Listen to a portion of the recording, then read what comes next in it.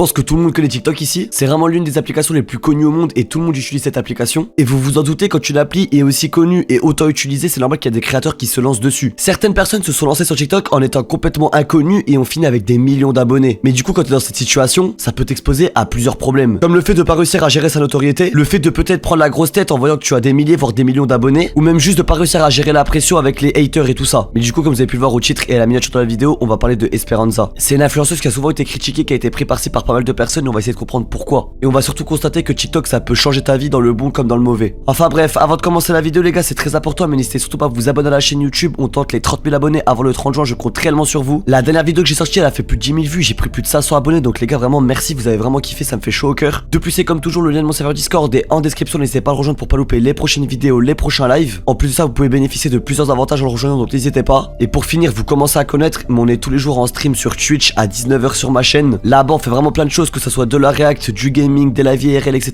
Vraiment, n'hésitez pas à passer, on rigole vraiment énormément. Donc voilà, moi je vais pas vous déranger plus longtemps et passer une bonne vidéo. Ce qu'il faut savoir dans un premier temps, c'est que Esperanza elle a plus de 4 300 000 abonnés sur son compte TikTok. Rien que ça déjà, c'est énorme. Avec des vidéos à plus de 30 millions de vues. Bref, elle maîtrise vraiment bien l'application quoi. Mais du coup, c'est sûr que quand t'as autant d'influence, etc., il y a des points négatifs qui apparaissent. Que ça soit autour de toi ou même juste ton comportement qui peut changer. Et malheureusement, avec Esperanza, c'est ce qui va se passer. Récemment, il y a eu un événement qui s'appelle les Flammes. Pour ceux qui savent pas ce que c'est, en fait, c'est un événement qui regroupe plusieurs artistes dans le domaine de la musique. Et les meilleurs, en fait, ils sont récompensés tout simplement. Et vous devez vous en douter, mais dans ce genre d'événement, inviter des influenceurs, ça peut que être bénéfique. Pour la visibilité, tout ça, c'est parfait. Parce que c'est sûr qu'en étant influenceur, t'es invité là-bas, tu vas forcément poster des TikTok, des shorts, faire des stories Insta et tout ça. Mais du coup, pour revenir au sujet de Esperanza, elle a été invitée du coup là-bas aux Flammes. Sauf que vous allez voir, tout va pas se passer comme prévu. À un moment, elle était en live sur je sais pas quelle chaîne. Elle était accompagnée de 3 autres influenceurs, dont une fille et 2 autres mecs. Et au bout d'un moment, il y a quelque chose de super gênant qui se passe. Esperanza, elle dit tout simplement ouais, c'est magnifique ce qui se passe ici, etc. L'ambiance, elle est dingue. Et en fait, elle, quand elle a dit ouais, l'ambiance, elle est magnifique et tout ça, il y a l'autre créateur qui a dit non, c'est toi qui es magnifique. Et le problème, c'est que la réaction qu'elle a eue pour certains internautes, elle était pas du tout adaptée. Pour certaines personnes, c'était du manque de respect, elle avait juste à dire merci, elle l'a pas fait. D'autres personnes ont tout simplement dit qu'elle avait pris la grosse tête avec son buzz, etc., tous ses abonnés. Moi, je vous laisse avec l'extrait et on va voir.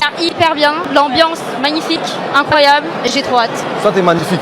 Ah ouais, l'ambiance, tu vois pas l'ambiance? Soit t'es magnifique, je te le dis. Ah Faut pas complimenter, on n'a pas le droit? non. Ok, pardon, désolé. Waouh. Wesh. Carrément. Pardon. Bah, je vous laisse le live carrément. Faites ce que vous voulez. Non, je rigole plus sérieusement. Bon, on est censé faire quoi? T'as dit quoi? On est censé faire quoi? Honnêtement, en ayant vu l'extrait, je trouve que la situation elle est délicate. En vrai, ça se voit que quand l'autre influenceur il dit ouais t'es magnifique, elle panique totalement, elle dit ouais je commence ça, qu'est-ce que tu racontes tout ça, tu vois. Après, je suis entièrement d'accord avec vous, elle aurait pu juste dire merci sans aller plus loin. Un simple merci aurait arrangé tout le monde, j'aurais pas eu de polémique, rien du tout. Après, ce qu'il faut savoir aussi, c'est que Esperanza elle est déjà fiancée avec son copain. Et après, c'est pas pour la défendre, mais on connaît internet, si elle aurait commencé à dire ouais c'est gentil, merci et tout ça, il y aurait certaines personnes qui lui auraient dit ouais t'es une meuf qui trompe ton gars et tout ça. Ça lui aurait dit ouais t'es fiancé, mais tu remercies un gars qui te complimente, t'es pas une fille bien et tout ça. Même si je suis d'accord, en soi, je pense qu'avec un simple merci, il y aurait pas eu tout ça. Après, ce qu'il faut savoir, c'est que Esperanza elle a pris la parole par rapport à ce sujet. Et dans sa vidéo, elle dit tout simplement qu'elle a stressé, qu'elle savait pas comment réagir et en fait, elle a paniqué. Parole pour la première et dernière fois. Je pense que tout le monde a vu la vidéo qui a tourné sur moi, me reprochant d'être impoli, mal éduquée, de faire la star, etc. Pour commencer, je voulais dénigrer et rabaisser personne, je respecte absolument tout le monde. Vous voyez bien qu'en plus il a répété 2 fois la remarque, parce que moi la première fois j'avais même pas compris. J'avais compris il y a quoi qui est magnifique. Parce que moi, pour moi, c'était évident qu'on ne parlait que de l'événement. Après ma réaction, honnêtement, déjà, premièrement, je suis fiancée. Deuxièmement, le contexte. Et troisièmement, j'étais hyper stressée. Du coup, tout ça, ça m'a braquée.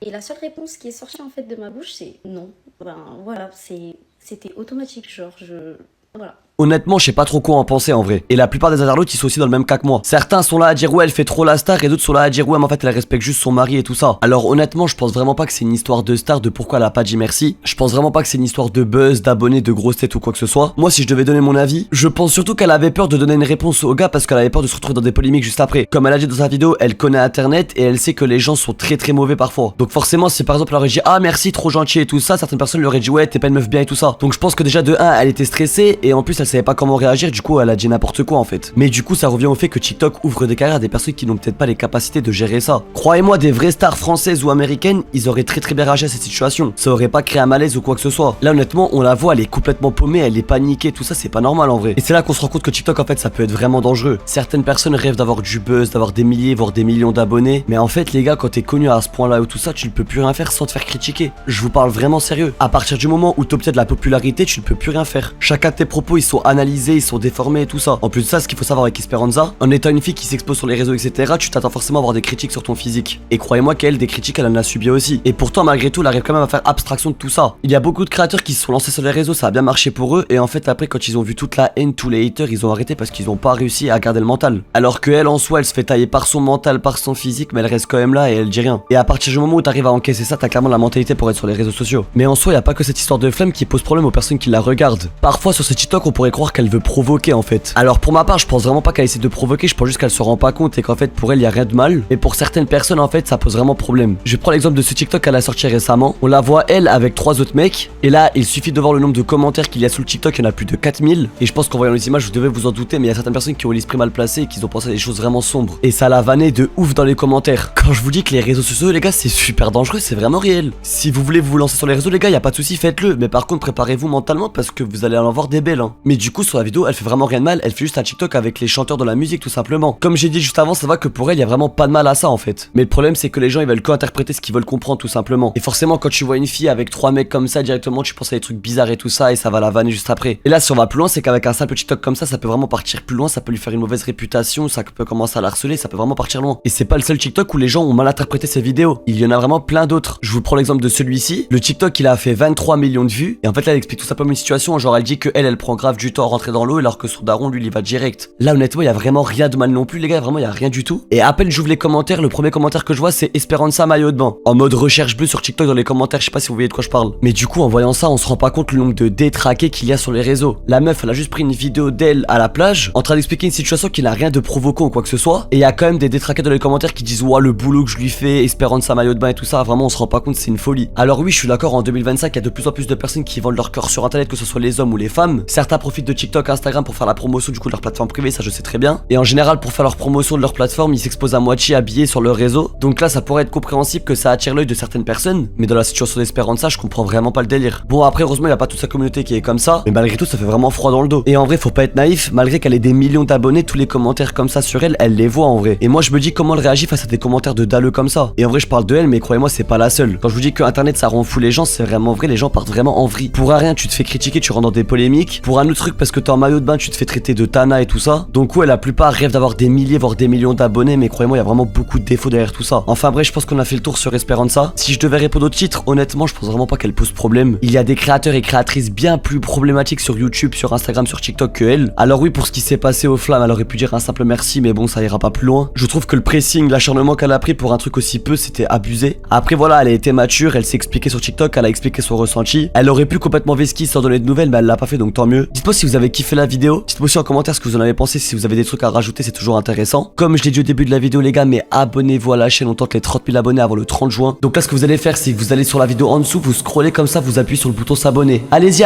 abonnez-vous là. Okay, pardon, excusez-moi.